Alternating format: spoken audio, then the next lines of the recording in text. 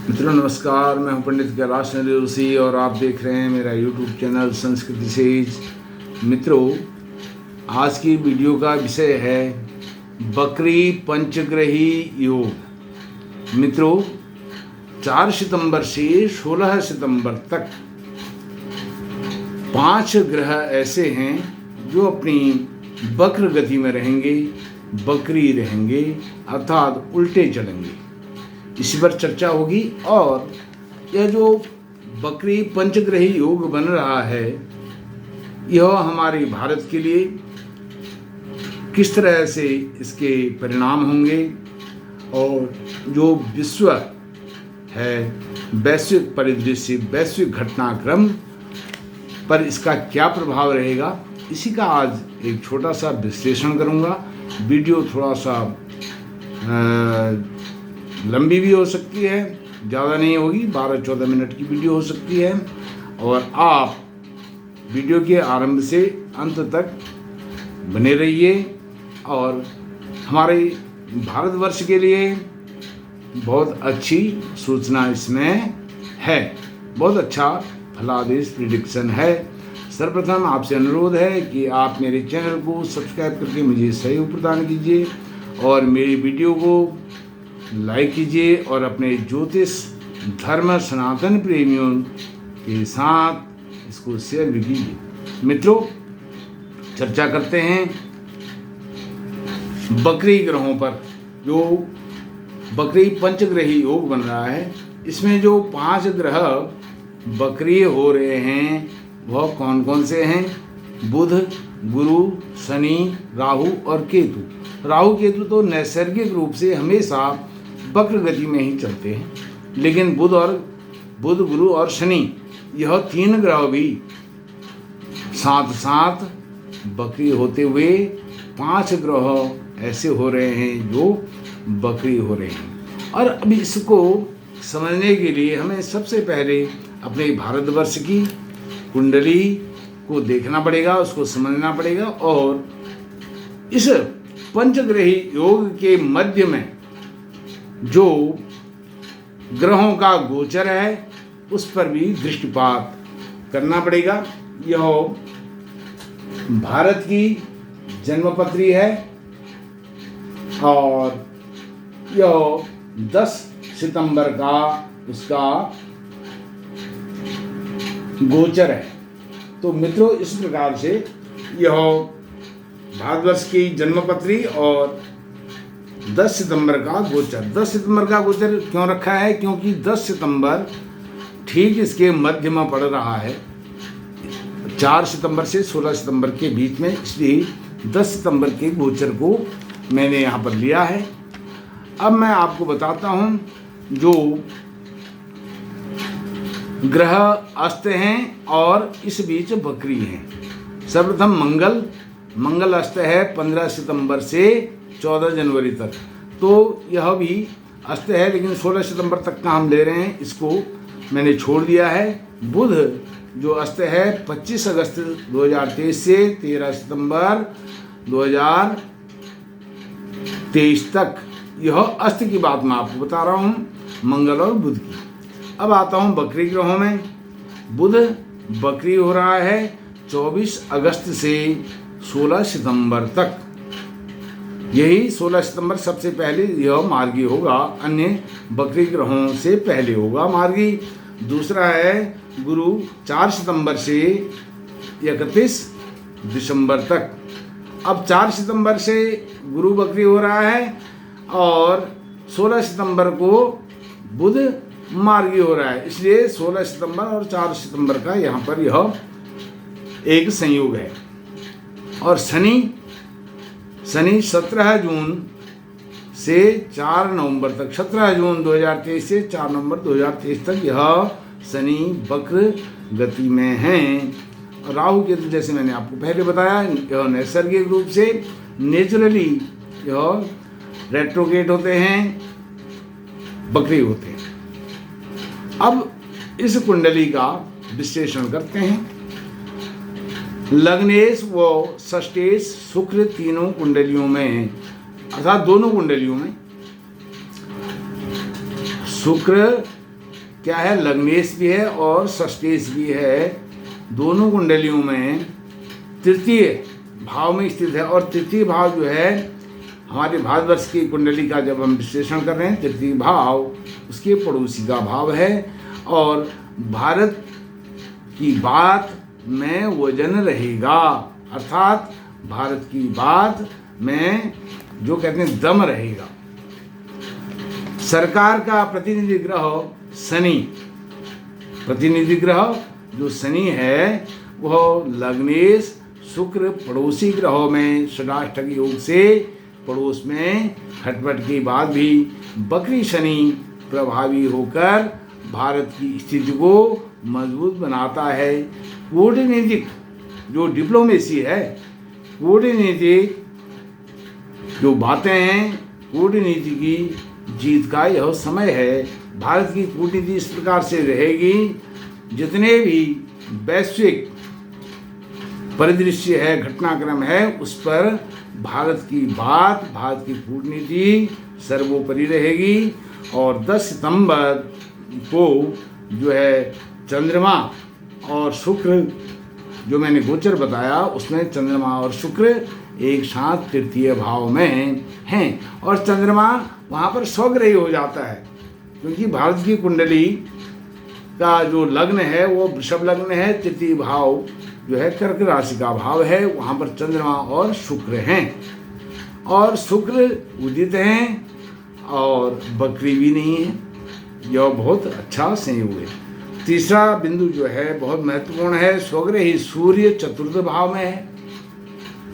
स्वग्रही जो सूर्य है चतुर्थ भाव में सिंह राशि का 10 सितंबर को, और साथ में बुध भी हैं, लेकिन बुध यहाँ पर अस्त हैं। और जो बुध हैं वह किसके स्वामी हैं, वह कुटुंब भाव परिवार भाव के स्वामी भी हैं और वाणी भाव पंचम भाव के स्वामी भी हैं। और वह लग्न क्षमा कीजिए, वह चतुर्थ भाव में सिंह राशि में अपने मित्र सूर्य के साथ विराजमान हैं, लेकिन अस्त हैं। इसलिए यह स्थिति कुटुंब परिवार देश को एक रखने के उद्देश्य से देखें समझें तो यह बहुत अच्छी मजबूत स्थिति है। भारत की बात दुनिया सुनेगी, भारत की बात दुनिया सुनेगी और उसको मानेगी भी। भारत की बात में जैसे मैंने बताया विश्व शक्ति बनेगा भारत। अभी यह जो 4 सितंबर से 16 सितंबर का जो समय मैंने आपको बताया, यह भारत के विश्व शक्ति बनने का एक सूत्रपात यहाँ से होगा, एक सूत्रपात होगा। क्योंकि जो भारत है, भारत इस समय ये जो 13 दिन का समय है, इस समय में जो भी निर्णय लेगा, जो भी कदम उठाएगा, उसके दूरगामी परिणाम होंगे। अब इसमें क्या है, हम सब कहते हैं भारत विश्व गुरु बनेगा, विश्व गुरु बनेगा, विश्व गुरु भारत पहले से ही है, सनातन समय से है, सनातन काल से है, आदि काल से है। मैं इसमें दूसरी बात कहता हूँ, भारत यहाँ पर विश्व शक्ति बनेगा। विश्व गुरु तो हम हैं, यह समय जो है विश्व शक्ति बनने का है। मेरी 3 सबसे पहली वीडियो हैं, सर्वप्रथम जब मेरा YouTube चैनल मैंने बनाया था, 3 वीडियो बनी हैं और वह कोविड के नाम से बनी थी। 1 जून से 1 जून 2020 से लेकर के 8 जून 2020 तक 3 वीडियो मेरी कोविड पर हैं। कोविड-19 जो महामारी आई थी, बीमारी, उस पर हैं। और उसमें मैंने भारत के दृष्टिकोण से बहुत बृहद उसका विश्लेषण किया है और उसमें मैंने बताया है कि भारत 2025 तक, मुझे ठीक वह दिनांक याद नहीं आ रहा है, उसका डिस्क्रिप्शन भी मैं इस वीडियो के डिस्क्रिप्शन में दूंगा, उसका लिंक। तो वह भी वीडियो, तीनों वीडियो आप जरूर देखिए। उसमें पूरा विश्लेषण भारतवर्ष का और विश्व परिदृश्य, विश्व घटनाक्रम किस प्रकार से बदलेगा 2025 तक, यह मैंने सब उसमें बताया है। विश्व शक्ति बनेगा भारत, यहाँ पर मैं बात कर रहा था। और एकादशेश, अब इसमें मैं आपको बताता हूँ, जो अष्टमेश है गुरु, गुरु भी अष्टमेश है हमारी भारतवर्ष की जन्म कुंडली में। और अभी वो गुरु कहाँ है? बकरी है और द्वादश भाव में है।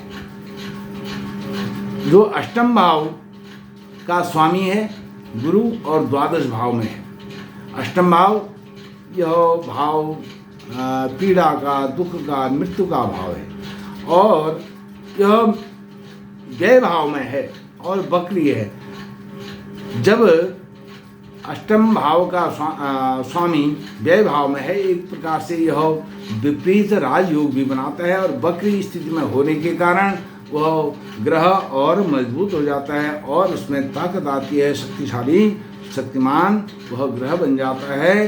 तो जो कष्ट हैं, कष्टों का व्यय होगा। जब कष्टों का व्यय होता है, दुख का व्यय होता है, तो व्यय भाव में है तो व्यय होगा। कष्ट का व्यय अर्थात सुख की प्राप्ति होगी। कष्ट का व्यय सुख की प्राप्ति होगी। और वहीं जो एकादशेश है, यह अष्टमेश तो है ही है, मीन राशि का गुरु, अष्टम भाव धनु राशि और एकादश भाव मीन राशि। मीन राशि अष्टम और एकादश में क्रमशः ये भाव हैं। और इनका जो भावेश है वह द्वादश भाव में है। तो एकादशेश आय, इनकम, आर्थिक मंदी कुछ हो सकती है, महंगाई बढ़ सकती है आने वाले समय में। और उसमें और महंगाई बढ़ेगी तो यही उसका समय है। कब से कब तक? 4 सितंबर से 31 दिसंबर तक महंगाई में तेजी का भाव रहेगा, तेजी रहेगी। यह हो गया इसका, अर्थात आर्थिक स्थिति कमजोर होगी। जब महंगाई बढ़ेगी तो लोगों के जेब से पैसा ज़्यादा निकलेगा, अर्थ ज़्यादा निकलेगा, तो कहने का मतलब है आर्थिक स्थिति कमजोर होगी। और यह सरकार की दृष्टि से देखा जाए तो उसका वित्त विभाग है, उस पर भी इसका असर पड़ सकता है। दूसरा, जो चंद्रमा में अभी चंद्रमा की जो महादशा है वह चल रही है 2015 से 2025 तक। मैंने जो वीडियो आपको बताई 8 जून 2020 की, उसमें मैंने पूरा विश्लेषण उसका दिया हुआ है। तो अभी चंद्रमा की महादशा जो 10 साल की है, 25 तक रहेगी। 10 जुलाई 2023 से 10 मार्च 2025 तक यह चंद्रमा में शुक्र की अंतर्दशा रहेगी।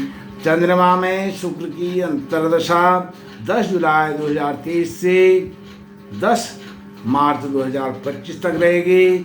अब मैंने जैसे आपको पहले बताया, जो चंद्रमा है वह तृतीय भाव का स्वामी है और वह 10 सितंबर को तृतीय भाव में अपने घर में स्वराशि में कर्क राशि में स्थित है। और साथ में शुक्र भी है। और शुक्र और चंद्रमा नैसर्गिक रूप से नेचुरली वो फ्रेंड हैं, मित्र हैं। मित्रों, यह बहुत बेनिफिक है, बहुत लाभकारी है, लाभदायक स्थिति यह चंद्रमा और शुक्र बना रहे हैं। जबकि चंद्रमा तो कभी बकरी होता नहीं है और शुक्र भी मार्गी है। यह बहुत समझने की बात है। अब इसमें यह है, शुक्र की अंतर्दशा दोनों नैसर्गिक मित्र ग्रह हैं। यह भारत की दृष्टि से उत्तम है, बहुत ही उत्तम है। और 10 मार्च 2025 तक यह समय बहुत भारत के लिए अनुकूल रहने वाला है वैश्विक परिदृश्य से। अब भारतवर्ष इतना बड़ा है, 150 करोड़ की आबादी है, 1.5 अरब की।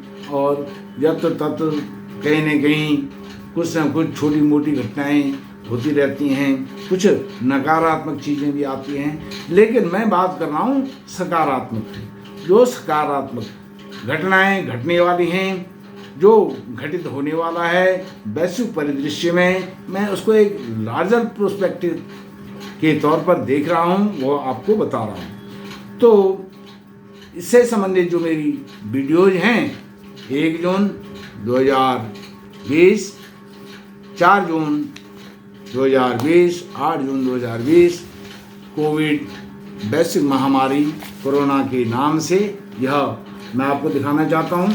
यह सारा संपूर्ण विश्लेषण इसमें दिया हुआ है। यह सब मैंने सुरक्षित अपने रिकॉर्ड रखे हुए हैं। और दूसरी वीडियो ये बनी थी जो 4 जून की मैं आपको बता रहा हूँ। इस प्रकार से यह है, यह सब लेखा जोखा सुरक्षित है। और ये सब है कोविड-19 और भारत के परिदृश्य में हमारे घर परिवार में क्या हो रहा है, यह उसका फलादेश नहीं है। और हमारे शहर में क्या हो रहा है उसका नहीं है। यह क्योंकि सनातन की बात है, यह हमारे हिंदू जागरण की बात है।